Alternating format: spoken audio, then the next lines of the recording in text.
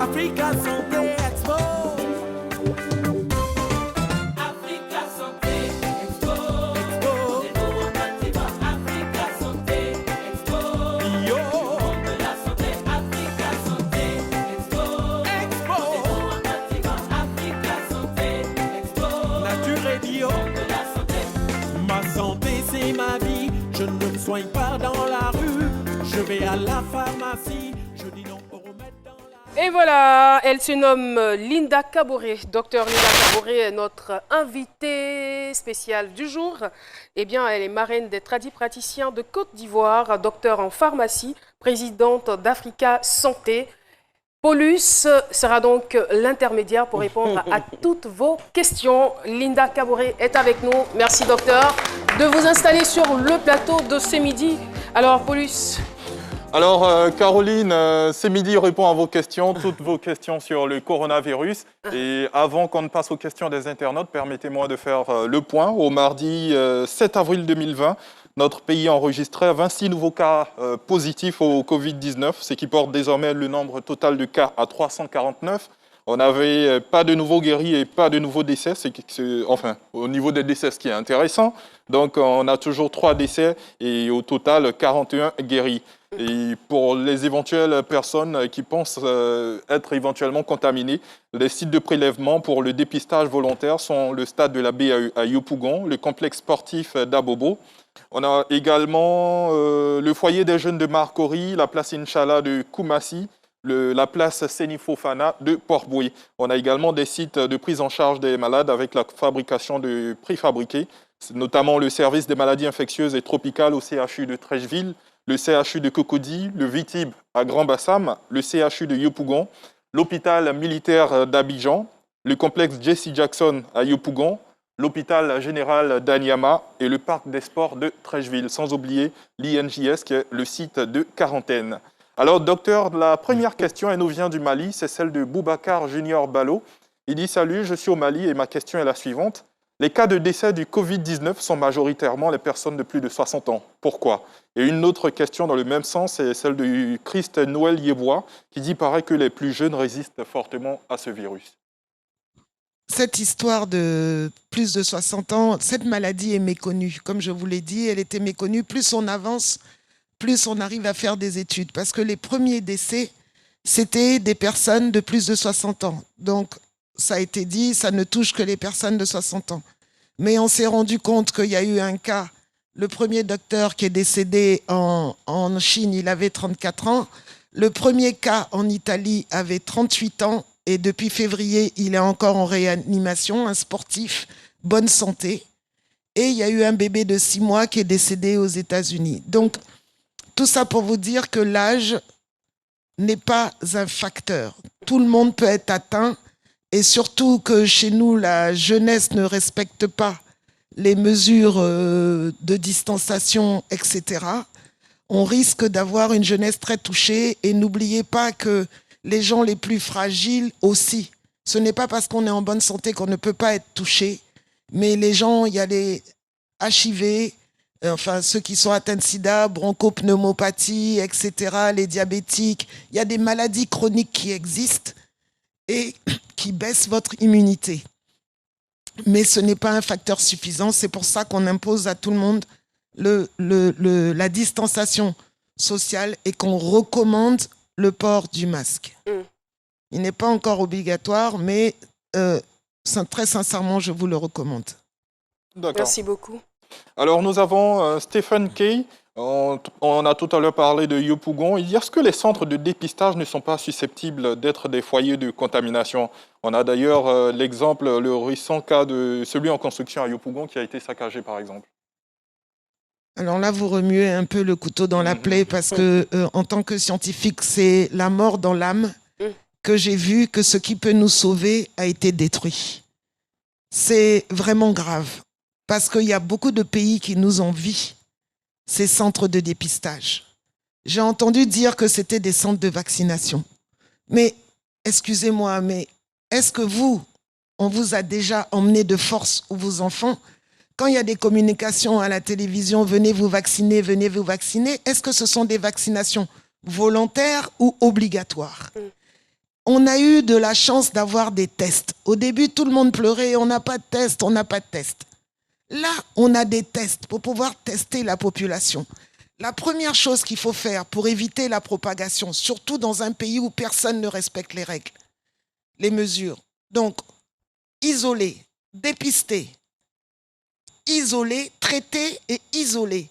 Parce qu'une personne, par exemple, moi, si j'ai la maladie, je contamine 3 personnes. Les 3 personnes vont en contaminer, multiplier par 3 et ainsi de suite.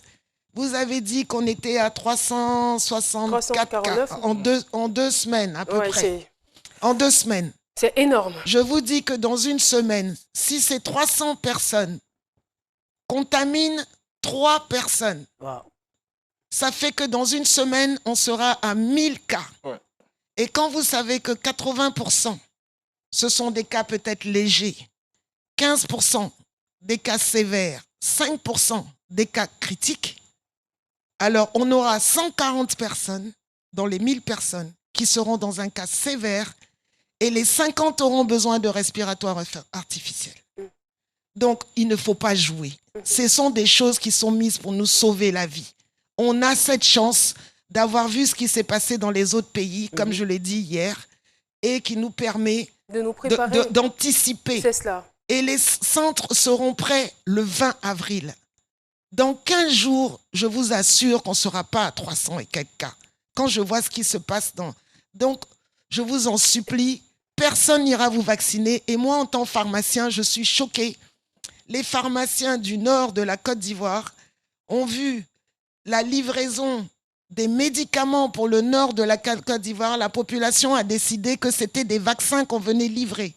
Ils ont attaqué le convoi de... Mais ça devient... Donc, si vous ne voulez pas qu'on vous soigne, mais c'est grave. Non, heureusement qu'il y a ce genre de plateau Non, pour c'est ce pouvoir que je donner dis, je la vous bonne remercie. information. Mais c'est grave. Attaquer un camion de médicaments, soi-disant, parce que c'est un camion de vaccins. Et tout ça, ce sont les conséquences des mauvaises informations. Sur Et des réseaux Internet, sociaux. L'action... vous avez vu la dame qui a parlé depuis les États-Unis. Tout à fait, tout à fait. Les États-Unis n'a pas la politique de vaccination.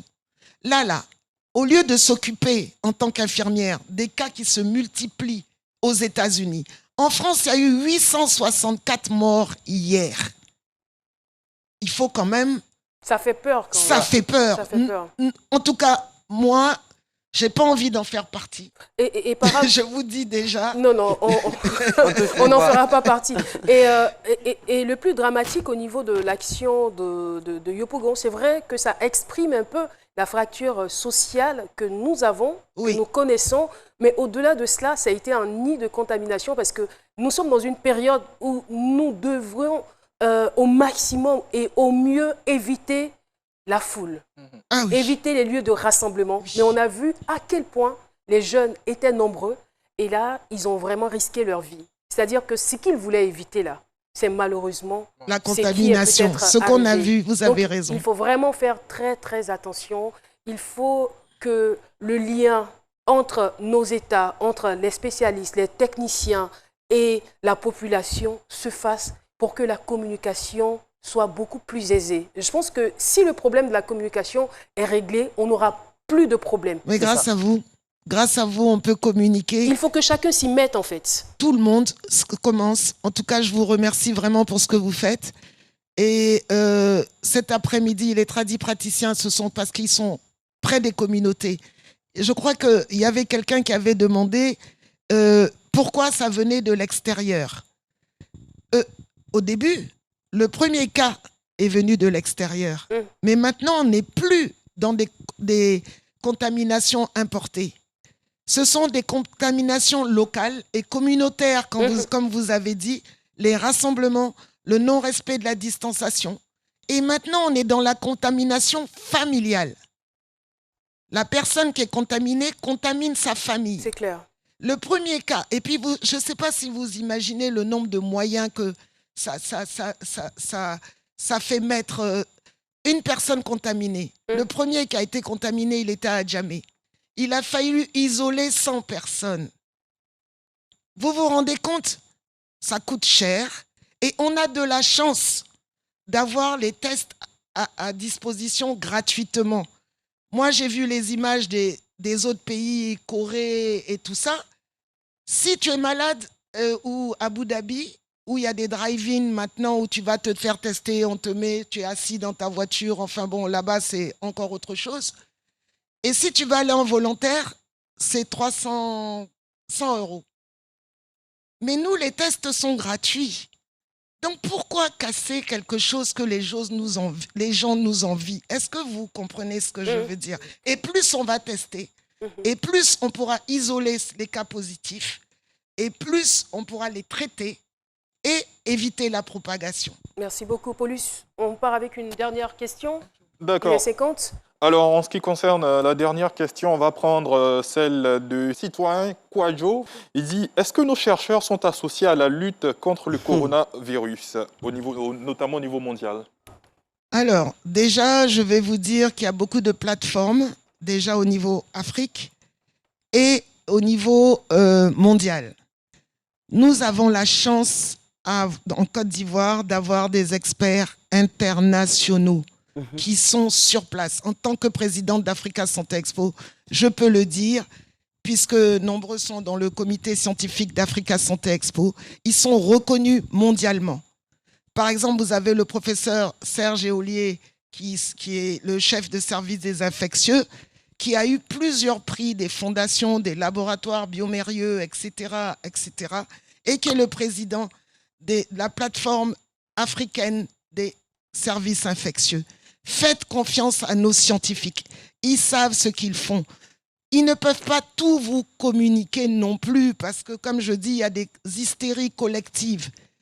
On a des guéris. Bon, c'est vrai que c'est un peu long, parce que pour avoir officiellement un guéri, il faut faire encore 2 tests de négativité pour être sûr. Mais ils vont venir en cascade. 80% de taux de guérison déjà. Docteur, merci infiniment. Malheureusement, le temps Oui, nous comme avait d'habitude. été échu. C'est un sujet passionnant. En tout cas, merci d'être venu et c'est avec le même plaisir qu'on vous recevra Merci demain beaucoup. pour d'autres moments de Covid-19. Paulus Agathon, merci beaucoup. Merci Caroline. à Cassandra, à Dr Philo et à toutes les personnes qui ont contribué à ce que cette émission se fasse. Eh bien, c'est bien de relativiser, mais soyons conscients, demeurons vigilants et prudents, respectons toutes les consignes sanitaires et soyons surtout solidaires. Très chers téléspectateurs, nous sommes tous dans le même bateau. L'ennemi est là, l'ennemi est présent, l'ennemi est invisible. Mettons-nous ensemble et combattons-le. Merci de nous avoir suivis. À demain. Bye bye.